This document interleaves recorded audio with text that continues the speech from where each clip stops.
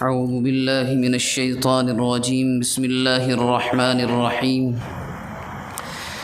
او کالذی مر علی قریۃ وہی خاویۃ علی عروشها قال أنى يحيي هذه الله بعد موتها فأماته الله 100 عام ثم بعثه قال كم لبثت قال لبثت يوما أو بعض يوم قال بل لبثت 100 عام فانظر إلى طعامك وشرابك لم يتسنه وانظر إلى حمارك ولنجعلك آية للناس وانظر إلى العظام كيف ننشزها ثم نكسوها لحما فلما تبين له قال أعلم أن الله على كل شيء قدير.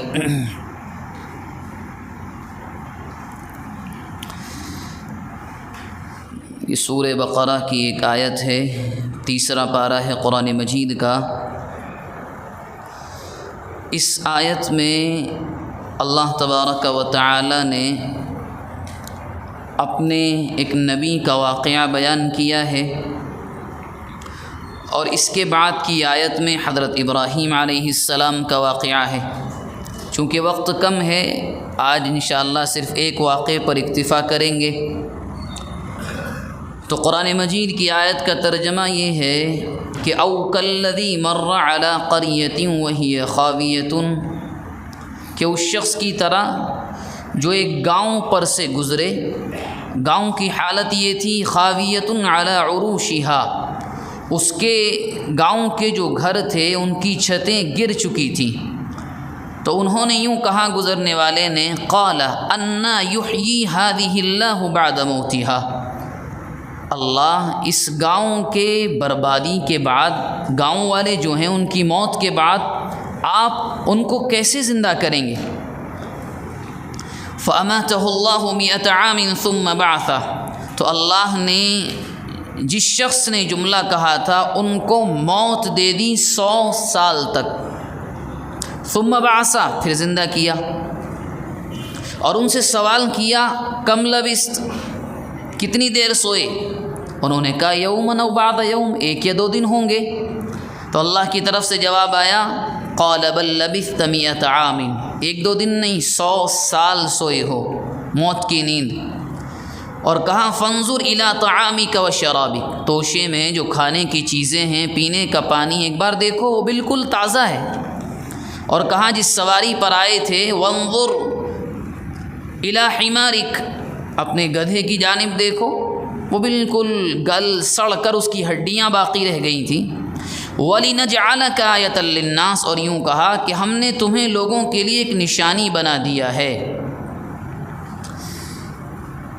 ان اللہ کے بندے کا نام حضرت عزیر علیہ السلام تھا. قرآن مجید نے نام ذکر نہیں کیا ہے، مگر اکثر مفسرین کا کہنا یہ ہے کہ یہاں حضرت عزیر علیہ السلام مراد ہے. یہ دراصل بات چل رہی ہے اس زمانے کی کہ بنی اسرائیل پر بابل کا بادشاہ تھا بخت نصر. اللہ نے اس کو بنی اسرائیل پر مسلط کیا، اس نے بنی اسرائیل کو تباہ کر دیا، اور ایسا تباہ کیا جس شہر پر، جس گاؤں کا یہاں تذکرہ ہے وہ یروشلم ہے آج کا، وہ ایسا تباہ کیا ایک گھر ایک انسان باقی نہیں بچا. بنی اسرائیل کے 3/3 میں سے 1/3 کو اس نے غلام بنایا، 1/3 جو لڑنے کے لائق تھے ان کو قتل کیا، اور آخری جو جماعت تھی ان کو اس حالت میں کر کے چھوڑا کہ وہ صرف بس زندگی ہی گزار سکتے تھے اور کچھ نہیں کر سکتے تھے، نہ لڑنے کے قابل، نہ مال، کچھ نہیں تھا.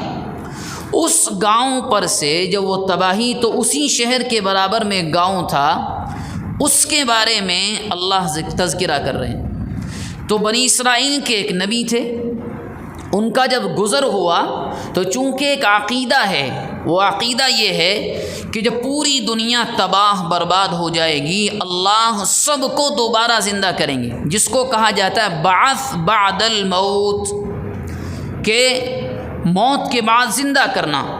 اب جب یہ نبی اس بستی پر سے گزرے تو کہنے لگے یہاں مکمل تباہی ہے، اللہ یقین تو ہے لیکن دیکھنا چاہتا ہوں اب کریں گے کیسے. اللہ تبارک و تعالی نے خود ان کو مثال بنا دیا،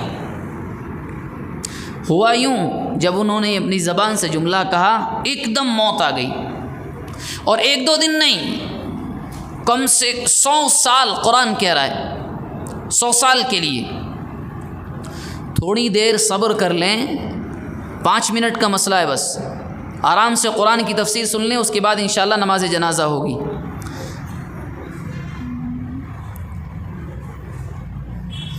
100 سال کے لیے اللہ نے موت دی۔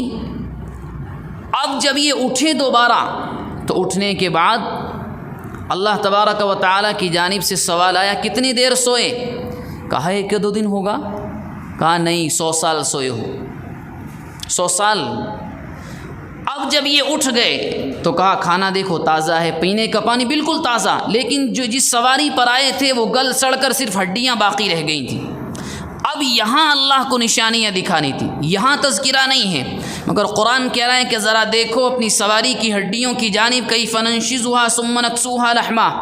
ہوا یوں کہ اللہ نے حکم دیا، وہ گدھا اس کی ہڈیاں جڑیں، اس کے اوپر گوشت آیا، وہ زندہ جانور بن کر کھڑا ہو گیا۔ تو اللہ نے یہ بتلایا، فلما تبین لہ، واضح ہو گیا صاف صاف کہ ہم کیا ہیں، ہماری قدرت کیا ہے۔ تو ایک عقیدہ یہ ہے کہ موت کے بعد اللہ دوبارہ زندہ کرتے ہیں، ایک نبی کو بھی ایسا دکھایا، اور کل قیامت کے دن ایسا ہی ہوگا۔